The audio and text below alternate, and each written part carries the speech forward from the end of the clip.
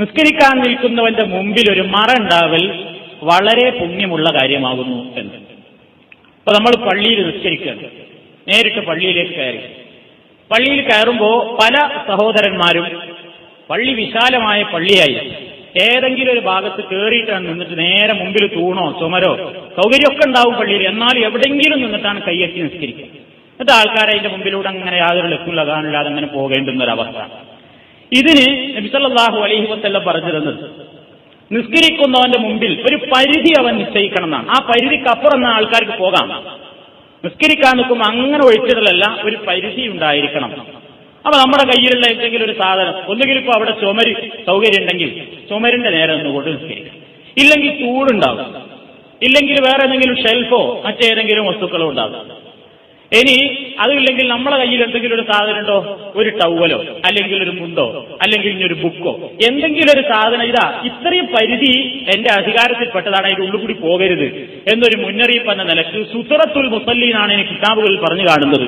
നിസ്കരിക്കുന്നവന്റെ മുമ്പിൽ ഒരു പരിധി, ഒരു മറയുണ്ടായിരിക്കൽ പ്രവാചകൻ വളരെയധികം താല്പര്യപൂർവ്വം പ്രോത്സാഹിപ്പിച്ചിട്ടുള്ള ഒരു സുന്നത്താണ്. ഇപ്പൊ ചുമരാവാം, തൂണാവാം, മറ്റെന്തെങ്കിലും വസ്തുക്കളാവാം. പിന്നെ ഇതിലുള്ള രണ്ട് യുക്തികളാണുള്ളത്. ഒന്ന്, മനസാന്നിധ്യത്തെ നിലനിർത്തുന്ന വിധം നോട്ടം സുജൂദിന്റെ സ്ഥാനത്തേക്കാവുക എന്നുള്ളതാണ്.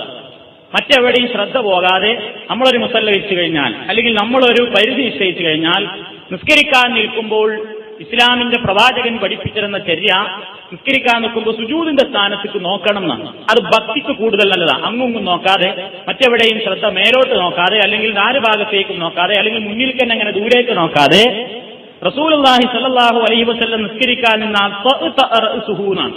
തന്റെ തല താഴ്ത്തും, എന്നിട്ട് സുജൂദിന്റെ സ്ഥാനത്തേക്ക് ഇങ്ങനെ സൂക്ഷിച്ചു നോക്കും. അപ്പൊ ഇങ്ങനെ ഒരു പരിധി നിശ്ചയിച്ചു കഴിഞ്ഞാൽ നമ്മുടെ മനസ്സാന്നിധ്യം തെറ്റിപ്പോകാതിരിക്കാൻ ഇത് ഉപകാരമാണ്. അതേപോലെ തന്നെ മറ്റൊന്ന്, റബ്ബിനോടുള്ള മുനാജാത്തിന്റെ വേളയാണ് നിസ്കാരത്തിന്റെ സമയം. അല്ലാഹു സുബ്ഹാനഹു വ തആലയോട് നമ്മൾ അഭിമുഖ സംഭാഷണം നടത്തിക്കൊണ്ടിരിക്കുകയാണ്. റസൂലുള്ളാഹി പറഞ്ഞു, നിങ്ങളിൽ ഒരുവൻ നമസ്കരിക്കുമ്പോൾ അല്ലാഹുവുമായി അവൻ കൂടിക്കാഴ്ചയിലാണ്. ആ കൂടിക്കാഴ്ച നടത്തുമ്പോൾ അതിന്റെ ഇടയിലൂടെ നമ്മളൊരു പ്രധാനപ്പെട്ട ഒരു വ്യക്തിയോട് സംസാരിച്ചുകൊണ്ടിരിക്കുമ്പോൾ അതിന്റെ ഇടയിൽ ഒരാൾ പോകുമ്പോൾ എങ്ങനെ ഉണ്ടാവും? അപ്പൊ അതുകൊണ്ട് അത് വേണ്ട.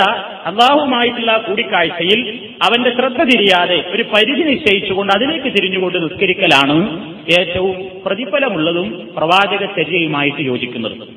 ഇത് നബി സല്ലല്ലാഹു അലൈഹി വസല്ലം നമ്മളോട് നിർദ്ദേശിച്ചിട്ടുള്ള ഒരു പ്രോത്സാഹിപ്പിച്ചിട്ടുള്ള ഒരു കാര്യമാണ്. عن أبي سعيد أن رسول الله صلى الله عليه وسلم قال إذا صلى أحدكم فليصلي إلى سترة وليدن منها رواه أبو داود وابن ماجه. അബൂ സഈദ് റളിയല്ലാഹു തആല അൻഹു പറയുന്നു, അല്ലാഹുവിന്റെ പ്രവാചകൻ ഇങ്ങനെ പറയുകയുണ്ടായി, ഇദാ സല്ലാ അഹദുക്കും, നിങ്ങളിൽ ഒരാൾ നമസ്കരിക്കാൻ നിന്നാൽ, ഫൽ യുസല്ലി, അവൻ നമസ്കരിക്കട്ടെ, ഇലാ സുത്രത്തിൻ, ഒരു മറയുടെ നേരെ നിസ്കരിക്കട്ടെ, വൽ യദ്നു മിൻഹ, ആ മറയുമായി അവൻ കഴിയുന്നത്ര അടുത്ത് നിൽക്കട്ടെ. മറ അവിടെ നിന്നിട്ട് ചുമരിവടയാണ് മുമ്പിലുണ്ടല്ലോ എന്നുള്ളത് കുറേ പുറത്ത് നിൽക്കലല്ല, ഏകദേശം എത്ര അടുക്കണം എന്ന് ഹദീസിൽ പിന്നെ വരുന്നുണ്ട്. അപ്പൊ അതിലേക്ക് അവൻ അടുത്ത്, അതിന്റെ സമീപത്തായിട്ട് അവൻ നിൽക്കട്ടെ എന്ന് നബി സല്ലല്ലാഹു അലൈഹി വസല്ലം പറയുകയുണ്ടായി. ഇനി ഇമാം ബുഖാരിയും മുസ്ലിമും നിവേദനം ചെയ്ത ഹദീസിൽ കാണാം, സഹാബത്ത് പറയുന്നു, അൻ ഇബ്നു ഉമർ, അബ്ദുല്ലാഹി ഇബ്നു ഉമർ റളിയല്ലാഹു തആല അൻഹു പറയുന്നു, അന്ന റസൂലുള്ളാഹി സ്വല്ലല്ലാഹു അലൈഹി വസല്ലമ കാന ഇദാ ഖറജ യൗമൽ ഈദി ഉമിറ ബിൽ ഹിർബത്തി ഫതൂളഉ ബൈന യദൈഹി ഫയുസല്ലി ഇലൈഹാ വന്നാസു വറാഅഹു വകാന യഫ്അലു ദാലിക ഫിസ് സഫരി സുമ്മ തഖദഹൽ ഉമറാഉ. റസൂൽ സല്ലല്ലാഹു അലൈഹി വസല്ലം പെരുന്നാൾ നിസ്കരിക്കാൻ വേണ്ടി ഈദ്ഗാഹിലേക്ക് പുറപ്പെട്ടാൽ അവിടെ തന്റെ മുമ്പിൽ നിസ്കരിക്കാൻ നിൽക്കുമ്പോൾ തന്റെ മുമ്പിൽ ഒരു കുന്തം, ഒരു വടി നാട്ടിവെക്കാൻ വേണ്ടി നബി സല്ലല്ലാഹു അലൈഹി വസല്ലം കൽപ്പിക്കാറുണ്ടായിരുന്നു. അങ്ങനെ നബിക്ക് മുമ്പിൽ അത് നാട്ടിവെക്കും. ഫയുസല്ലി ഇലൈഹാ, അതിലേക്ക് തിരിഞ്ഞുകൊണ്ടായിരുന്നു റസൂലുള്ളാഹി നിസ്കരിച്ചിരുന്നത്. വന്നാസു വറാഅഹു, ജനങ്ങൾക്കുള്ള സുത്രത്താരാണ്? നബി.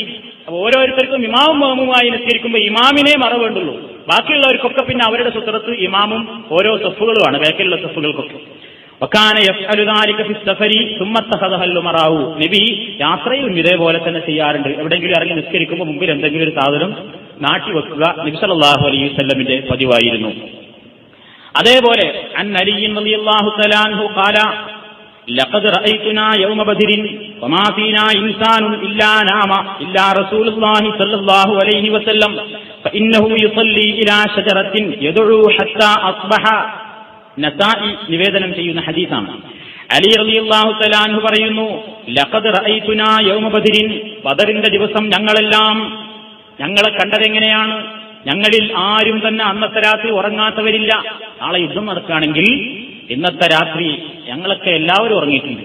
ഇല്ലാ നാമ ഇല്ലാ റസൂലുള്ളാഹി സ്വല്ലല്ലാഹു അലൈഹി വസല്ലം, എല്ലാവരും ഉറങ്ങി, റസൂലുള്ളാഹി ഉറങ്ങിയിട്ടില്ല, ഇത് ഉറക്കു വരുന്നില്ല. ഫഇന്നഹു യുസല്ലി, അവിടുന്ന് നിസ്കരിക്കുന്നതായിട്ടാണ് ഞങ്ങൾ കണ്ടത്. ഇലാ ഷജറത്തിൻ, ഒരു മരത്തിലേക്ക് തിരിഞ്ഞിട്ട്, ഒരു മരം മുമ്പിലുണ്ടായിരുന്നു. യദഉ ഹത്താ അസ്ബഹ, നേരം പുലരുവോളം അവിടുന്ന് റബ്ബിനോട് ദുആ ചെയ്തുകൊണ്ടിരിക്കുക തന്നെയാണ്. യുദ്ധത്തിന്റെ വിജയത്തിന് വേണ്ടി റസൂലുള്ള നേരം പുലരുവോളം ദുആ ചെയ്തുകൊണ്ടിരിക്കുകയായിരുന്നു. അവിടെ നബി അവിടെ തമ്പെടുത്ത സ്ഥലത്ത് ഒരു മരത്തിലേക്ക് മുസല്ലയാക്കിയിട്ട്, ഒരു മരത്തെ സുത്രത്താക്കിയിട്ട് പരിധിയാക്കിയിട്ടാണ് റസൂലുള്ള നിസ്കരിച്ചത് എന്നാണ് ഈ ഹദീസ് നമുക്ക് മനസ്സിലാക്കുവാൻ സാധിക്കുന്നത്. ഇനി എത്ര ഉയരം വേണം? ചുരുങ്ങിയാൽ ഹദീസിൽ കാണുന്നത് അന്നായിഷത അന്ന നബിയ സല്ലല്ലാഹു അലൈഹി വസല്ലം സുഇല ഫീ ഗസ്വതി തബൂക്ക് അൻ സുത്രത്തിൽ മുസല്ലി ഫഖാല കമുഅഖറത്തിർ റഹൽ. റവാഹു മുസ്ലിം.